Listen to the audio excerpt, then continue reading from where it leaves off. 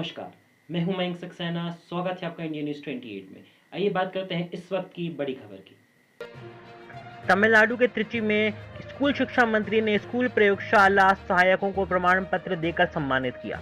माननीय मंत्री अंबिल महेश पोयामोजी ने स्कूलों की प्रयोगशाला का रखरखाव करने वाले प्रयोगशाला सहायकों को प्रशिक्षण पर प्रमाण पत्र प्रदान करके बधाई दी। इस अवसर पर उन्होंने प्रयोगशाला गतिविधियों पर प्रयोगशाला सहायकों की जिम्मेदारी और कर्तव्य नामक एक पुस्तक का भी विमोचन किया। इसके बाद मंत्री ने प्रेस से मुलाकात की और एक साक्षात्कार दिया। त्रिची से संवाददाता शंकर रमन की रिपोर्ट। NEP கான்ட்ரோவர்சி போயிட்டு இருக்கு சார். HRD மினிஸ்டர் நம்ம சிஎம் லெட்டர் எழுதுறதும் நம்ம ரிப்ளை கொடுக்கறதுமா இருக்கு சார். என்ன தான் போயிட்டு இருக்கு சார்? NEP நம்ம என்ன பண்ண போறோம்? தொடர்ந்து ஒரு 3 நாட்களாக நாமளும் ஊடகத்துறையில் பார்க்கணும். குறிப்பாக இந்த சமகர சிக்ஷா இந்த ஒருங்கிணைந்த ஒவ்வொரு வருஷமும் அதற்கான நிதியை 60% நிதியை ஒன்றிய அரசு வழங்கியுள்ளது.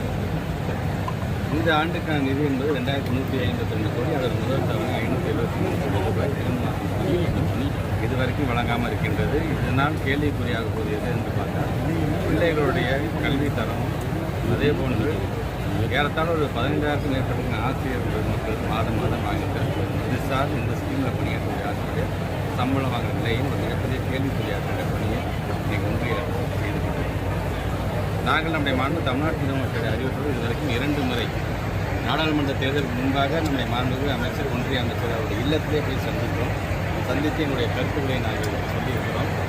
இதை நாங்கள் பார்க்கிறோம் சொல்கிறோம் என்று சொன்னவர் மீண்டும் இந்த முறை நம்முடைய மாண்பு தமிழ்நாட்டு முதலமைச்சர் நாடாளுமன்ற தேர்தல் முடிந்த பிறகு நாங்கள் நேரடியாக போய் அவரை பார்க்க சொன்னார்கள். போய் பார்த்தோம். இன்னும் இதுக்கான நிதியை நீங்கள் இன்னும் வழங்காமல் இருக்கின்றீர்களே என்று சொல்லும் பொழுது வழங்குவது ஒன்றும் தெரியுதல்ல. இப்போ கூட நீங்கள் NEPயில் சார்ந்து இருக்கின்ற இந்த PMC NEP சார்ந்து அதை செயல்படுத்தி இப்போ கையெழுத்து போட்டு கொடுங்க. இட்ஸ் மேட்டர் ஆஃப் டைம், ஒரு 1/2 hour உங்களுக்கு பணத்தை நான் ரிலீஸ் பண்ணுறேன் என்று தான் எல்லா எம்பிக்கு முன்னாடியுமே சொன்னார்கள்.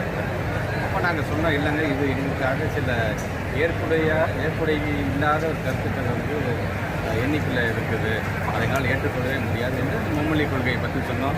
3rd standard 6th standard 8th standard பிள்ளைங்களுக்கு எக்ஸாம் வைக்கிறதை பற்றி சொன்னோம். 6ஆம் வகுப்பிலிருந்தே குலக்கல்வி திட்டத்தை மறைமுகமாக கொண்டு சொன்னோம்.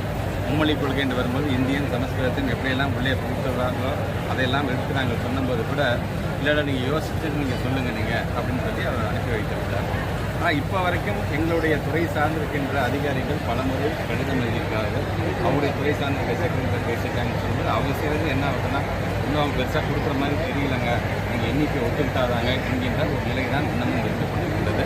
இதை நம்முடைய மாண்பு தமிழ்நாட்டு முதலமைச்சர் அமெரிக்காவில் இருந்தாலும் தொடர்ந்து ஒவ்வொரு நாளும் இன்றைக்கி என்ன அப்டேட் இருக்குது, என்ன சொல்கிறாங்கன்னு சொல்லும்போது நடக்கிற விஷயத்தையும் அவர் தான் சொல்லியிருக்கிறார். கண்டிப்பாக முதலமைச்சர் எங்களுக்கு என்ன வழிகாட்டுகிறாரோ அதன் சார்ந்து எங்களுடைய நடவடிக்கை. ஆளுநர் நேற்று சொல்லியிருக்காரு, தேசிய கல்விக் கொள்கை சிறப்பாக இருக்குது, மாநில கல்விக் கொள்கை அதோட ஒப்பிடும்போது மோசமான நிலையில் எப்படி பார்க்கணும்? நம்முடைய மாண்பையும் பொருந்திய ஆளுநர்களுக்கு நான் வைக்கின்ற வேண்டும். இதுவரைக்கும் ஒரு 180 தொகுதிகளுக்கு நான் நேரடியாக சென்று ஆய்வுகள் செய்திருக்கேன். அது கல்வி பள்ளியாக இருந்தாலும் சரி, CO ஆஃபீஸாக இருந்தாலும் சரி, அதிகப்படியாக நான் சென்றது அங்கே இருக்கின்ற நூலகத்துக்கு தான் சென்றது.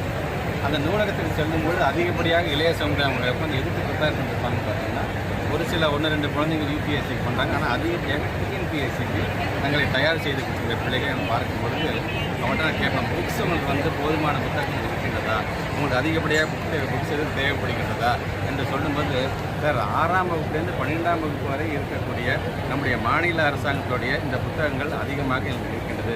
இன்னும் 2 செட்டு கொடுத்தா எங்களுக்கு பெருமையாக இருக்கும், பயனுள்ளதாக இருக்கும் என்று சொல்லும்போது எங்களுடைய ஸ்டேட் கவர்மெண்ட்டோட ஆமாம் கேட்குறீங்க அப்படின்னா, ஆமாம் sir 60 crore state government books எங்களுக்கு இருந்துச்சுன்னா, எல்லா புக்ஸ் இருந்துச்சுன்னா எங்களுக்கு எதனால் அதை மையமாக அதை ஏன் கேட்குறீங்க, மற்ற புக்ஸ் எல்லாம் இல்லையாங்களா சார்? அதிகப்படியாக TNPSCயில் எந்த கேள்விகள் எதை சார்ந்து கேட்குறாங்களா, 6ஆம் வகுப்பு 12ஆம் வகுப்பு சார்ந்து நம்முடைய மாநில புத்தகம் அந்த சப்ஜெக்ட் தான் கேட்குறாங்க. எங்களுக்கு மட்டும் இல்லை, ஈவன் UPSCக்கு தயாராகிற பிள்ளைங்களே கேட்குறது பார்த்தீங்கன்னா மாநில புத்தகம் இருந்தால் கொஞ்சம் நல்லா இருக்கும் சார். அது லக்ஷ்மிகாந்த் போன்ற புத்தகம் தேவைப்படுகிறது, பொலிட்டிக்கல் சயின்ஸ். ஆனால் அதை சார்ந்து மாநிலம் சார்ந்திருக்கிற புத்தகம் தான் இன்னும் உங்களுக்கு பேர் உதவியாக இருக்குது என்று சொல்லும் பொழுது இங்கேயே நம்முடைய மாண்புமிகு பொருந்திய ஆளுநருடைய கருத்தை கான்ட்ராடிக்ட் ஆகுது. அதனால் அவர் தமிழ்நாட்டில் இருக்கின்ற, ஏன்னா நம்மை பொறுத்த வரைக்கும் இன்றைக்கி நான் பெருமையோடு சொல்லுவார் அட்பார் வித் CBSE சிலபஸ்.